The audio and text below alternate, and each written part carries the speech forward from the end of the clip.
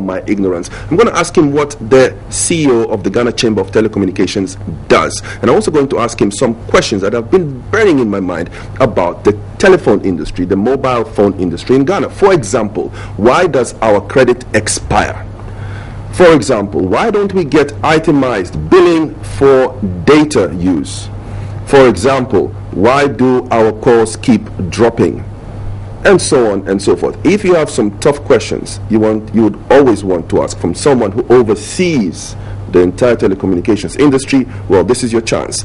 I might be able to open the phone lines and then we can test the telco service provision online, because we keep losing callers. And of course, there's always the data way, the internet. Just post your questions and comments to the wall of TV3 Sunrise. Just go to facebook.com, find TV3 Sunrise. All you need to do is like the page. That doesn't mean you like me, or that you like kwaku, Sakyi-Addo, or that you like your mobile service provider. It means that you like the show and you want to be a part of it. Good morning, welcome to Sunrise, kwaku. It's been a while. Welcome to Sunrise, and I've got a few questions for you. Okay. I haven't been here in a long time. I know you've missed this thing. You know? I have. On the cross back. Yes, so I've got a few questions. Okay. Yeah. Fire away. Okay, all right. So, how's Sunrise doing? Sunrise, it's doing very well. As you can see, it's wonderful. We've got sponsors. We've got, really slick presenter with swag. We've got cool guests. Guest presenters like yourself. And, I even get to answer questions. It's great. It couldn't be better. What about you? What do you think? I'm happy to be here, Eric. I'm happy you're here, kwaku. And thanks for having me. I'm happy you're here. First of all, I'm happy to see you, because it's nice, to see you physically. It's been a while. Kwaku and I go way back. We, knew ourselves when we were small boys running around, and it's always nice to see, your friends, who've really done something for themselves, made something of themselves. Kwaku, it's lovely. But we're not here to, chit chat. We're here to delve right into it. And I gave away a couple of my questions. I'm still a small boy. I gave away a couple of my questions. So my first question is, would you be in a position to answer all the questions about the telco industry in Ghana? I'll do my best. You do your best. Okay. My number one question is this: why does our credit expire? And you take money, you go and buy credit, you don't use it, and then it expires. The money doesn't expire, so why does the credit expire? And it's not as if your place is being held for you. It's not like you buy a ticket to a numbered seat, and if you don't show up, nobody else sits there. If I don't use the airtime or the bandwidth, somebody else is going to use it, and then yes. All right, what I'll say to you is that first of all, I'm not in a position to answer sort of detailed questions about customer relations and billing. The job of the CEO of the chamber is essentially to represent the industry as an interface with government, with legislators, and of course with customers, with the regulator, on a broad level, in order to to influence policy, influence or make input into policy, make input into legislation and into regulation. So it's a lot broader than this. But having said that, if anyone is unhappy with the services that they get with their network operator, they can, and they are not happy with the response they get from the operator, they can go to the regulator. Or switch services. You should see the post that we're getting. Sure. Kwaku fee.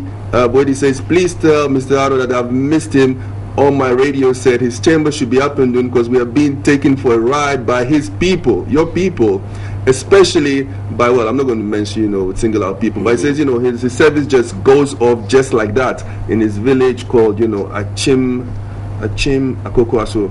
I don't know where that is. And he says his other name is Mona. He's talking about calls being dropped. All right. So there are a number of reasons why calls drop. And for example, I'm sure you've heard this over and over again about fiber cuts. When you've got fiber cuts, in the volumes that is happening this year, in January alone, one network operator has suffered more than 85 cuts to their cable. In 2012, there were, and we did a final count just a few days ago, because we had assumed it was at about 700 as at the end of September.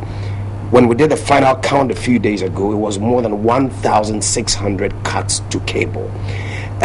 It cost about 17,000 Ghana cedis to fix each cable cut. There are also thefts of copper cables as well.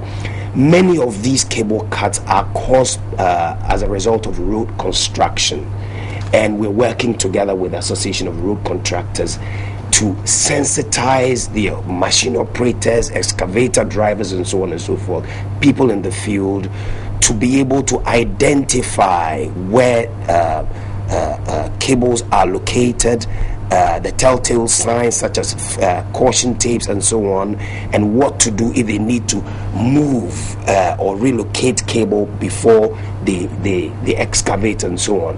So we're trying to work with them to minimize it. We're also escalating to national security, because this has security implications when millions of people can't get through on their calls. Recently, there's an added dimension. Illegal miners, especially in the central and western region, cutting the cable to access the ore that they process to get their gold, and they're hurting the industry. This is one of the major causes of people being denied access to the networks. But the other point that I need to make is this: the network operators are given key performance targets by the regulator, that's the National Communications Authority, NCA, and a network operator cannot have more than 90, or let's say you can't have call drops in excess of 1%. So if you have 5 million calls in a day, and that is not unreasonable, excuse me, you have 5 million calls a day, 1% of that is 500,000. Sorry, actually it's 50,000, I think. Yeah, it's about 50,000 calls. Yeah, 1% of that is 500. If you have just those 500 sending messages like you just received, writing to newspapers, phoning into radio stations and so on to complain, that's a lot of people. But that's only 1%, that's only a fraction if you consider the big picture of the 99% of the time that calls go through without getting dropped. And remember that when people's calls go through, they don't complain. When people are happy, they don't complain.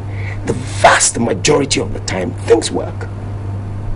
It's that tiny fraction. How do you measure it? How do you measure the success rate of calls? The regulator has teams that they have technical ways of doing this, and sometimes they go on drive tests. Okay, they go on random drive tests, and they have equipment that do the measurement and the calculation. So we set a very high standard, and when you fail that test, if you miss that target, you're fined, penalized. You have a pecuniary penalty that you pay in the hundreds of thousands of Ghana cedis. There is no industry, no business, no sector in Ghana that is held to those standards. Targets set by a regulator that you must comply with, that if you fail, you are slapped with fines. There's no other sector. And I think that it says something about the importance of telecommunications, but I can say also proudly that it's a sector that a lot is expected of. And frankly, and I'm sure that is many Ghanaians would agree, that they wish the same sorts of high standards were set for other businesses, other industries, other services, other utilities, and other sectors as well. What's the benchmark? Does the telco industry regulate itself? Okay, the NCA is one thing, but we as the consumers are another. What's the good news here for consumers, if at all? Well, the good news is that the majority of people today will leave home with their phones. I mean, when your phone doesn't work, I've got an old Nokia that's not working anymore, and I don't take it with me. If you've got a phone that is broken down, you don't take it with you. If your watch doesn't work, you don't wear it. The vast majority, and there are more and more people signing up to network services. In 2007, there were some like 7 million subscribers. 2009, it rose to 17 million subscribers. Today, we've got 100%, we've got, about as many subscriptions as there are people, because we're delivering value to subscribers. The glitches notwithstanding, there are glitches, and we wish that we didn't have these problems, but we're working at them. But those notwithstanding, the fact that you recognize that you're better off leaving home with that handset is a recognition that you recognize the value that the network operators deliver to you. But there's an even bigger story. The bigger story of the socio-economic impact that telecommunications makes. Because when we focus a lot on the small black dot and miss the big white sheet. What's the black dot here? The black dot is the 1% drop. Exactly, the drop calls, and it happens to me. Or you buy a data package and you're told that it has expired. All of those irritations, they are major depending on what you're trying to do, but they are irritations nevertheless. They happen to me too. They happen to the CEOs of the networks. They are not immunized from the glitches. But there's a big picture. The government, 10% of government revenues come from network operators. 37% of all their revenues goes to government in the form of taxes. 40% are reinvested in this country. Telecommunications has created jobs for 1.5 million people. Throughout Africa, about 30, telecommunications is making in 2011, made an impact of $32 billion in sub-Saharan Africa. $12 billion of that was taxes paid to sub-Saharan African governments. Gross domestic product, 4.4%, was contributed to African economies by telecommunications. Just imagine leaving home without that handset. You're not able to call people. People cannot reach you. You can't make the decisions that you can make in a split second. Just think back, Eric, to 15 years ago, 20 years ago, 30 years ago, when the first international direct phone call was made by Dr. Liman. It was a national event. He was making a phone call to the UK. It was live on national television. It was accompanied by brass bands and musketeers and emancy. What do you call them? Masqueraders and dancers and drummers. One phone call. 1980 or thereabouts. Today, we're texting, WhatsApping, emailing, everybody, anywhere, anytime. We take it for granted. But this has not happened by a fluke, by magic, by a miracle. Wait, hold on. It's a result of investments. I love your flow, and so does Kwame Mickey. Kwaku is one of the respectable personalities in Ghana. He's the man. I love his flow. I love your flow too, but we don't take it for granted. We buy it with hard cash. And for some people, it's the difference between survival or not, success and failure. And when you pay money in advance, you don't pay it less, 1% or less 2% or less 0.5%. You pay it fully in advance of your service. So when you don't get the full service, and perhaps with a bonus to help you get motivated or encouraged to keep buying the service, you naturally become dissatisfied. Coming to this thing that is supposed to be the next frontier, internet. It is the frontier, and it's the one frontier that's dynamic, keeps changing. And that's a good point that you make, because I think the conversation about telecommunications in Ghana is always, and this is not to say it's not important, but again, I want to say this: we're focusing on call drops, and that's important to people, but there's a bigger story. Where's telecommunications going?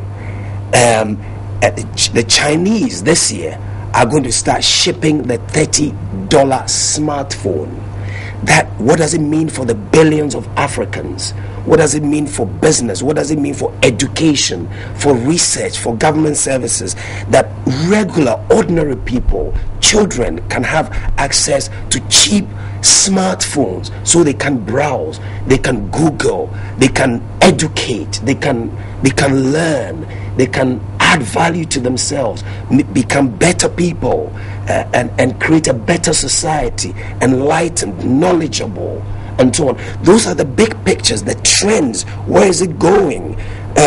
People are talking about chips being embedded in body parts. I mean, there are all kinds of things that are happening. Near field communication that will make credit cards and ATM cards obsolete, because all you need to do is swipe your phone and your money will come out.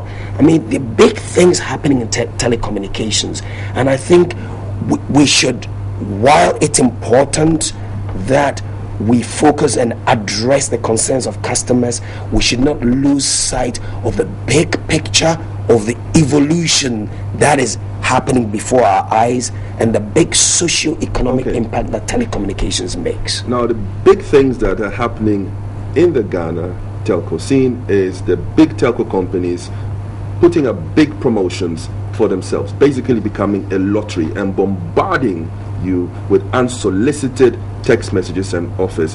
What are your views on that? Okay, so you've got 6 operators in a market of 25 million people.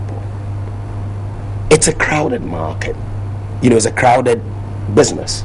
I thought you just said that it's a great business and you pay all this tax and yes, you hardly ever drop a call. No, I didn't say we hardly ever drop a call. 1% is hardly ever. I mean, out of 100 times, you only lose 1 call. Exactly. I wish we could say the same for many other things.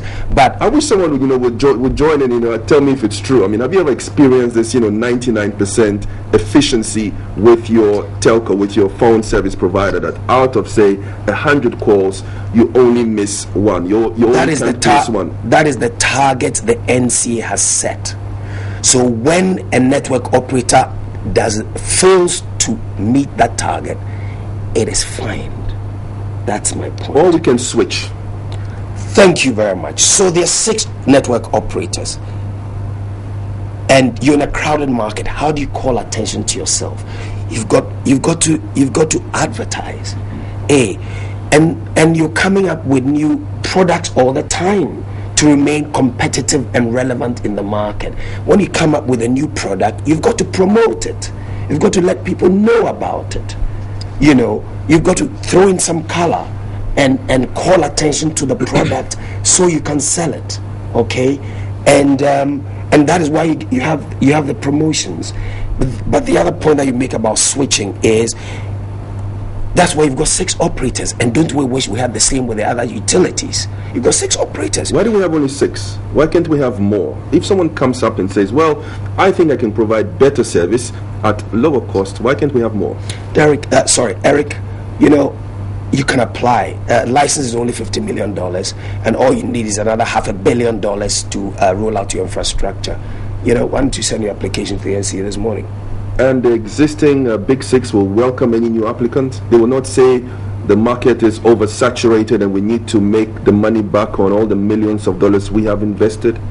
But that's what you would want to do, wouldn't you? If you paid $50 million for just the license, hire lawyers and marketing people and engineers and so on in the hundreds, and you roll out all the infrastructure, roll out your cable, and people are cutting them. You're paying licenses to assemblies who are multiplying it every year. Of course, that's somebody's money you're investing. You want something back. But the point is that if you're unhappy with your network operator, you can switch, and you can still keep your number in the mobile number portability arrangement, and it will take you an average of 6 minutes only to have your number ported to a new network operator. Do you think that the telcos are delivering value for money? Because most of my viewers don't think so. Everyone loves your flow, but they don't seem to like the services that they're getting in terms of delivering value for money.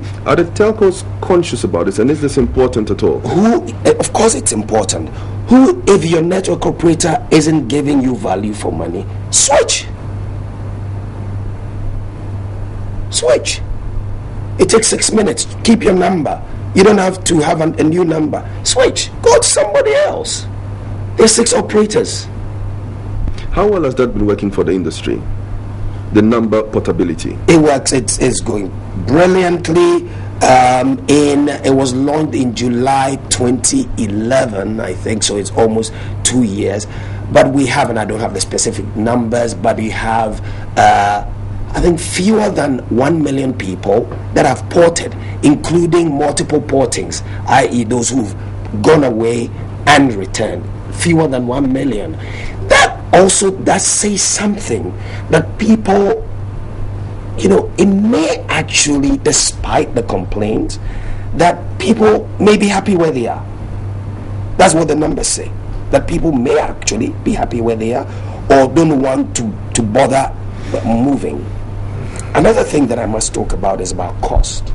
I like that, because in the beginning of our conversation you said that your chamber of telecommunications deals with big issues, and you said, well, we deal with government, and we deal with policy, and we deal with industry, and you put the consumers last. Now I think that the consumers are the biggest issue. We are the most important, because if we didn't give our money in anticipation of service to the members of your chamber, you wouldn't be able to make any investments. You won't be able to pay any taxes. You won't be able to declare any profits. You are not running at losses, are you? Okay. First of all, if I created that impression, then I apologize. That customers don't matter. Who are network operators about? Customers. Absolutely. So if I said anything or I created that impression, I completely apologize. But so the customer is the most important. Yes, I was just trying to explain that for the chamber itself, because we don't have customers as an institution, as a chamber of telecommunications. Our members have customers. Yeah. So if a customer has a complaint, it doesn't come to the chamber. It goes to the network operator. If your network operator or service provider, if you're not satisfied with the answers or they give you or the treatment they give you, you go to the regulator. That's the referee. So the chamber is not a referee. That's what I was trying to say from the beginning. It doesn't mean that customers are not important. Of course they are important. I'm here because customers matter. And actually, I'm not surprised. The policy of billing. Policy when it comes to billing. Okay, 1 second. I'm not surprised by the messages you're getting. And if in fact I was expecting praises, I wouldn't be here. If I thought people didn't have complaints, I wouldn't be here. So I'm here because I recognize that people have genuine concerns, and I'm here to address those concerns and also to avert their minds also to the big picture of what life without the service that we have, glitches, call drops notwithstanding, what would life be like? Remember, Richard also says he likes you're very good, and he thinks you have a great vision for us. Pakofi Brady says, we don't complain when our calls go through because we use money to buy the credit for the purpose, but it's very frustrating when the credits expire whilst the network is down or off for several days. And I want to come back to this policy about the expiration of credit, especially when it comes to data bundles. You go to a telco and you say you want to buy a data bundle. You want to pay in advance for internet service. The internet is the new in thing. It's the future. It's the now. Telco says, okay, fine. It doesn't matter which one you go to. Here, pay an X amount of money, and I'm going to provide you with internet services in advance for 30 days. But then they tell you that your money is going to expire, whether you use it or not. I think that that is very unfair. All right. I'm glad you bring this up. I've heard this from a number of people, and I will bring this to the attention of our members, that this is a key concern of people, and they ought to address it, or we ought to address it. How many subscribers do we have in Ghana? When you put all the telcos together, do you have like a ballpark figure? We have... How many lines do we have in Ghana? SIM cards we've sold? Any measure? 25 million. Same, 25 million? Same as the population. It doesn't necessarily mean that everybody has a mobile phone or a chip. It just means that the number of chips in the system are about the same as the as the population. So you say you've got 100% coverage, but of course there are still people and areas that are under. Is it true that in spite of all the complaints and dissatisfaction that we may have as consumers, and when I say we, I mean as consumers of the services provided by telcos, we are still much better off in many ways than many of our neighbors in the sub-region and even on the continent? Absolutely. So what's the benchmark?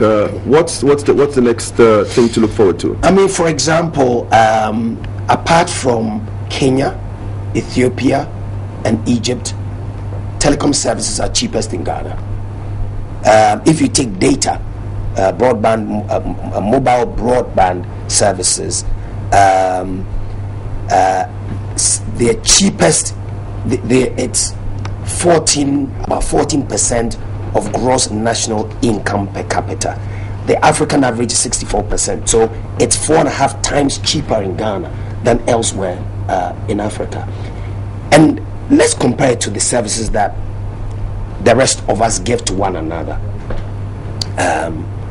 what we sell to one another. I mean, tell me one thing whose price has fallen since you were old enough to have a girlfriend. Anything whose price has dropped cumulatively. Water, fuel, housing, advertising time on TV3, newspaper advert space, your lovely suit. I'm thinking. Yeah. I don't think we go. Well, I'll give you the one thing. Telecom services.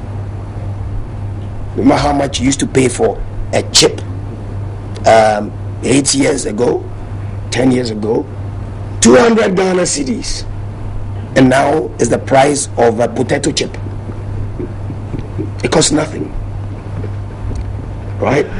And if you look at inflation figures in 2012, average inflation was 8.8% year on year, i.e. if you compare 2011 to 2012. Transportation was 20.6%. Electricity, water, gas was 7.7%. Food was 4.9%. Education 16%. Alcohol 16.5%. Telecom services 0.4%. In other words, while everybody was increasing their prices, telecom services, the cost of telecom services remained flat. It means everything that we use in our industry, fuel, paying for rent, transportation, staff, personal cost and so on, all of that is rising, and yet the cost of the service we give you remain the same. How are we surviving? Spirit thought for this industry. Yes. Are you making less money or more money? Are you declaring lower profits or greater profits? Actually, I can't need to go into much detail. What I can say to you is the margins are shrinking. They are desperate, and you need to make some money to reinvest, because you've got the number of subscribers is rising. You need to invest in your infrastructure to correspond with the rising number of subscribers. If you're not making any money, how can you reinvest? How can you invest in the infrastructure? If you're not making money, if the books aren't looking good, which bank will lend to you? If the returns are poor and unattractive compared to returns in other markets, why would a shareholder, why would you put your money in such a business or in this market? So in order for subscribers to be better served, network operators also have to make a decent return on their investments in order to have a win-win-win situation. So network operators and subscribers are not it's not a zero-sum game. It's not a zero-sum game. When you are unable to access your network, the network operator can't make money. So when you're unhappy, the network operator is unhappy. When you're happy, the network operator is happy. Okay, so, well, I don't know, but I think that Kwaku Sakyi-Addo is very good at his job as the CEO of the Ghana Chamber of Telecommunications. If you've been convinced, as many of the viewers seem to be, well, then good for you. If not, like Kwaku said, and like many of you posted, you can always switch. Just switch service providers and see if it's better there. But there's one thing that keeps being reiterated by all my viewers, is that the quality of service seems to get poorer the bigger the telco provider is. The telco is. So they say that the bigger ones give the poorest service, and I think that's very surprising. But that's something that we can take away and ponder on and perhaps revisit on another edition of Sunrise. And I hope, Kwaku, you'll come back. Absolutely, anytime, Eric. Thank you very much. Thank you very much. Kwaku Sakyi-Addo, CEO of the Ghana Chamber of Telecommunications, sharing some of his thoughts, ideas, and insights into the telco industry. Looks like a good thing, a big thing. And if you've got money, he says, well, you're welcome to invest. And he also thinks that there's going to be a lot more investment and some really exciting developments, like a smartphone. One of these, like an internet-enabled, all those kind of can-do-everything phone for $30. That's 60 Ghana cedis. I look forward to that. Thank you very much once again, Kwaku, and thank you very much for all of you who have contributed to the conversation.